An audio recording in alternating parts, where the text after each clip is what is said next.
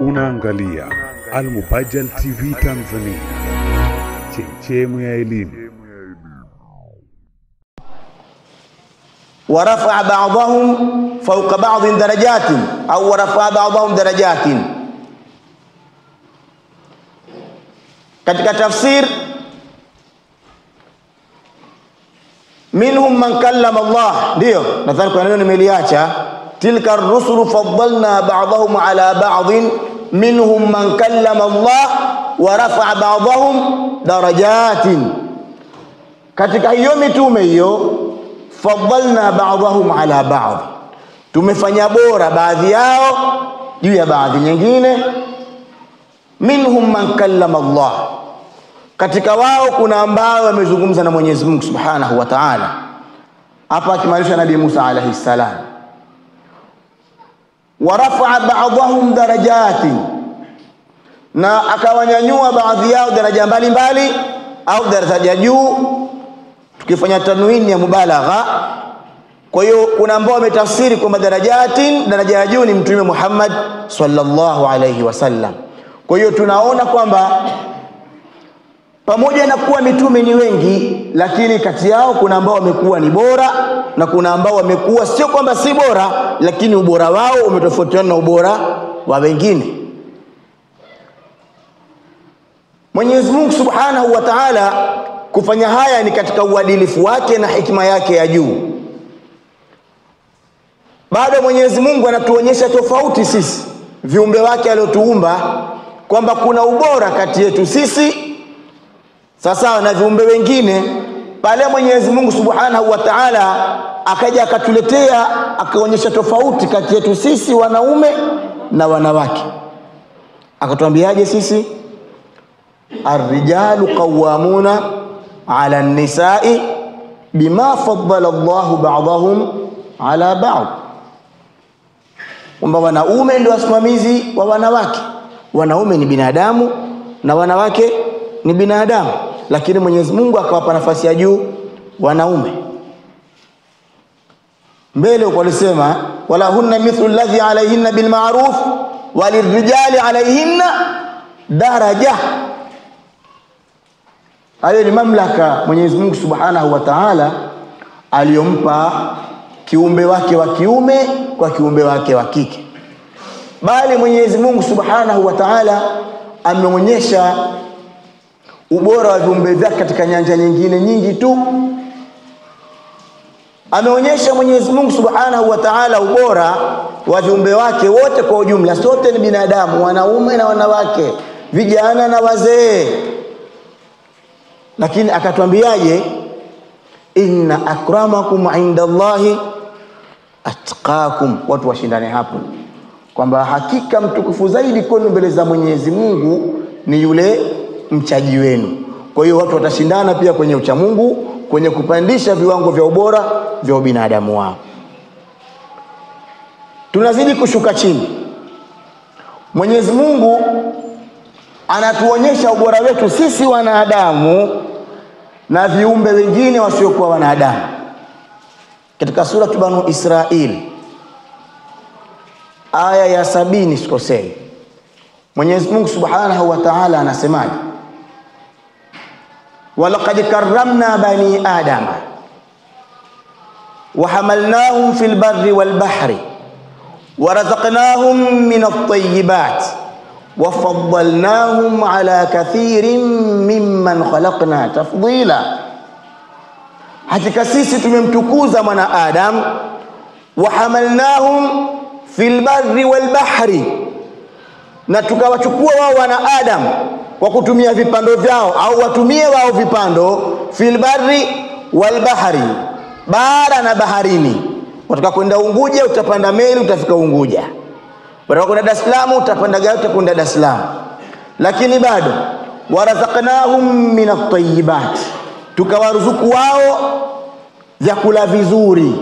Unakula mboga, unakula mchicha, unakula hiki, unakula hiki, unakula wali.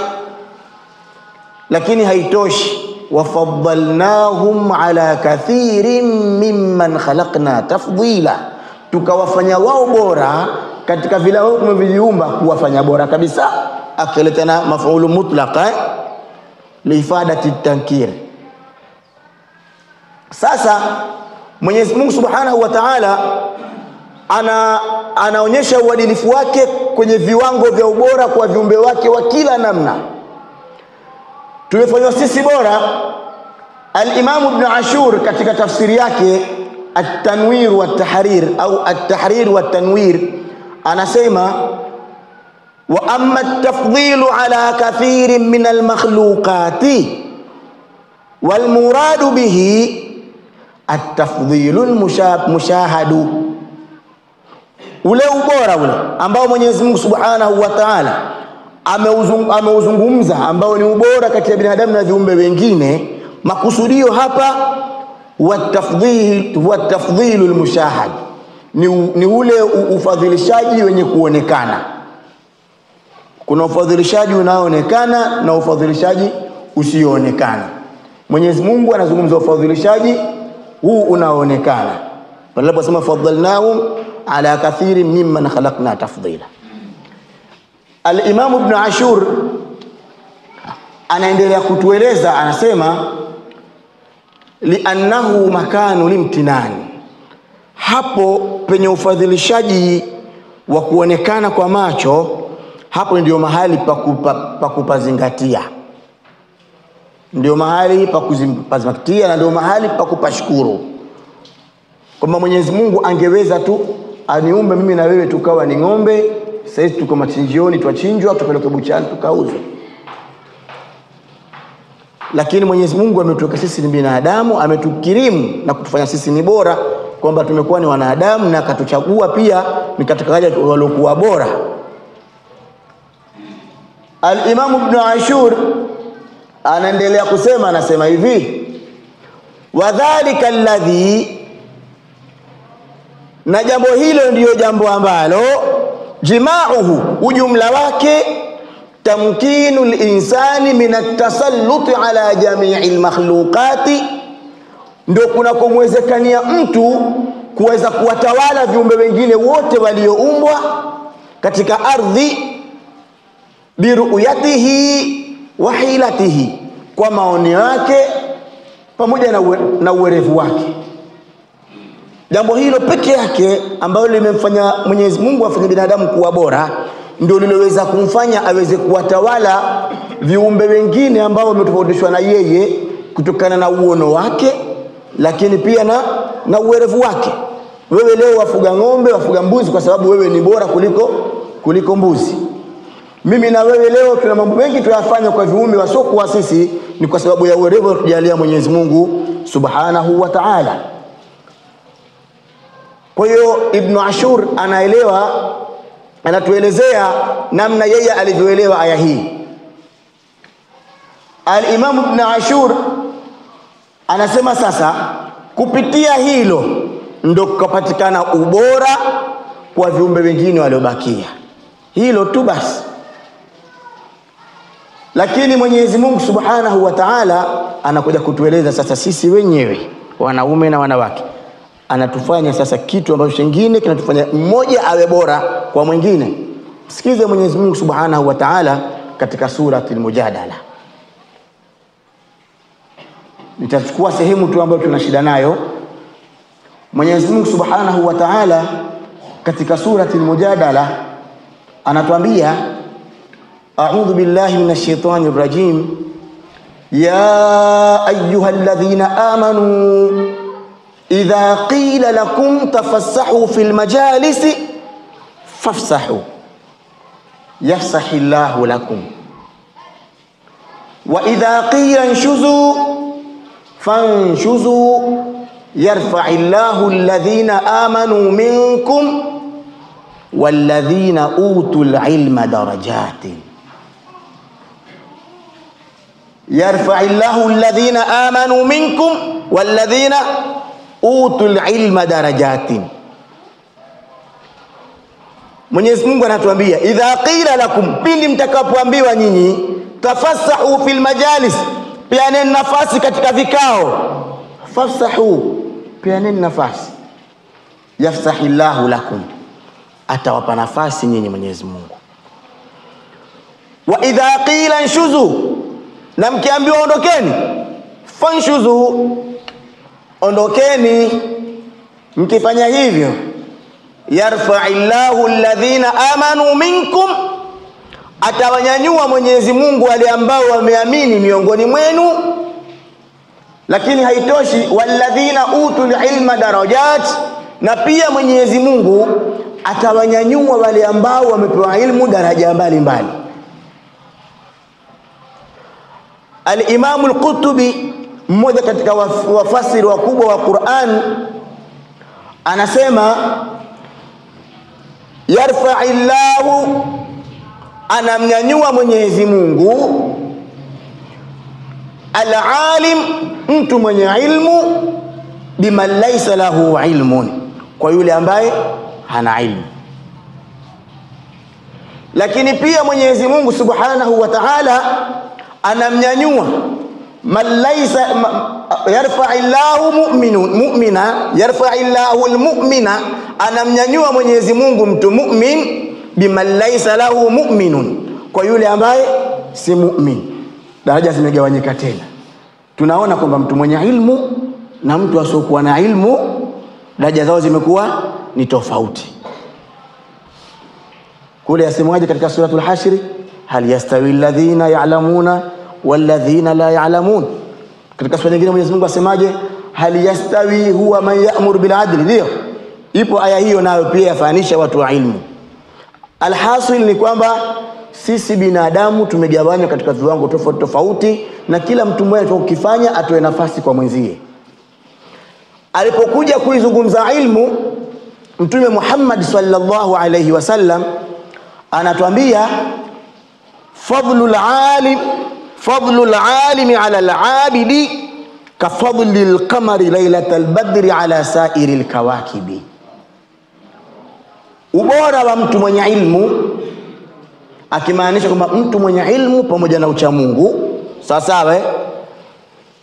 Wal abidi, na ubora wa mtu mcha Mungu tupas na ilmu, ka fadlil qamari lailatal badri, ni kama vile ubora wa mwezi katika usiku wa sawa, usiku wa Badri. Tukisemaje, usiku ule ambao nyota zimefifia, sawa, mwezi ndio unaonekana sana, ala sa'iril kawakibi, juu ya nyota nyingine.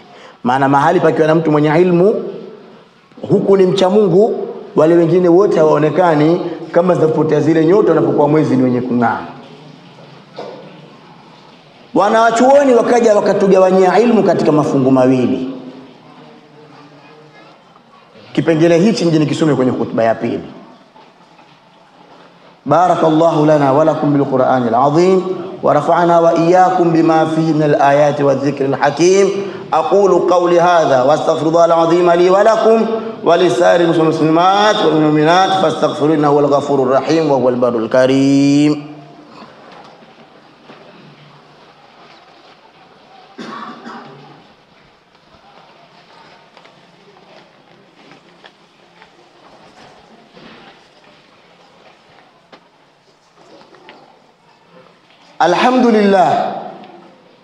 الحمد لله الفاعل المختار، والصلاة والسلام على سيدنا محمد صفوة الأبرار وعلى آله وصحبه أجمعين. أوصيكم ونفسي بتقوى الله، أما بعد فقد فاز المتقون. Baada ya wanachuoni kutugawanyia ilmu, tukapata mafungu mawili ya ilmu. Katika ubora wetu huo kwamba kuna watu wana ilmu kubwa na kuna ilmu ndogo, katika hizo ilmu kubwa na ilmu ndogo zimegawanyika mara mbili. Kuna ilmu hizi zetu za secular tunaziita, sawa, alafu kuna ilmu za dini. Hilo linaeleweka, ni maarufu, halinaja kutolea ta'wil. Na katika kila kipengele kuna maratibu. Kuna watu wenye masters, kuna watu wenye PhD, kuna watu wenye kila nyanja, kuna watu wana uwezo wao. Mwenyezi Mungu atujalie tu ni katika uwezo kwenye nyanja zetu. Tutazungumza upande huu wa ilmu hizi za kisekula, ambazo kuna ilmu nyingi. Kuna ilmu tibi kwa upande wao, lakini pia kuna ilmu ambao wanaita ni computer science. Sijui kwa Kiarabu tutahitaji, maana si tusome kizungu sana. Ni computer science, sawa sawa, masala ya IT, information technology kwa ujumla na vitu vingine vyote. Kwenye computer science kuna kitu kimetengeneza kinaitwa artificial intelligence. Kwa lugha ya sasa wanasema ni akili mnemba. Ni nini artificial intelligence? Wanasema artificial intelligence is the branch of computer science that creates a machine or software capable of performing tasks that normally require human intelligence. Kwa mujibu wa Elon Musk, haya ni definition ya artificial intelligence. Anasema ni branch of computer science, ni tawi la computer science ambalo kazi yake ni kutengeneza machines au software. Sawa sawa, hiyo simu yako ukiona kuna zile menu ndio software. Sio kana kwa mzungumza kitu kipya, ndio zinaitwa software. Ambazo hizo zipo kwa ajili ya kuperform mambo mbalimbali ambayo kawaida mambo haya yamezoeleka kufanywa na binadamu. Binadamu tunaendesha magari, pikipiki, lakini AI imekuja kwa ajili ya kutengeneza kiumbe chengine kisichokuwa binadamu ambacho kinafanya gari itembee yenyewe pasi na kuendeshwa na mtu mwingine yoyote. Sijui tumeelewana mpaka hapo? Hiyo ni moja katika kazi kubwa za AI na ndio dhumuni lao. Lakini jambo hilo Waarabu wanaliita adhakaul istinai. Sasa wao wameipa jina lao la Kiarabu, ndio hiyo artificial intelligence. Wanawachuoni wengi wa sasa wamelizungumza jambo hilo, wakaliweka katika kipengele cha mubaha.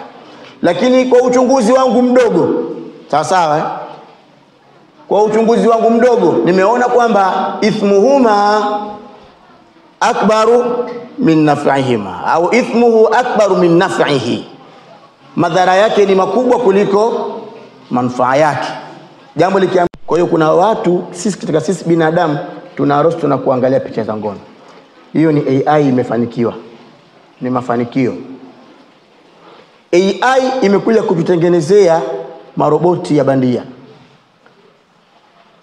Maroboti ya bandia, wanaume wa maroboti, samahani, na wanawake maroboti. Ifike mahali kwamba ukiwa na hela zako huna haja ya kuoa na kwenda kununua ile roboti. Nishawahi kuzungumza siku moja hapa kwenye Zinana Technology. Unakwenda kununua ile roboti, unaliingiza ndani, litaosha vyombo, litafanya kila kitu. Litaosha vyombo, linaelekezwa vile unavyotaka wewe. Wewe utaulizwa unataka huduma gani kwako. Alafu watu watalifeed zile data zote ambazo wewe unataka. Kwa hiyo linakwenda kuwa ni zaidi ya mwanamke huyu wa kawaida.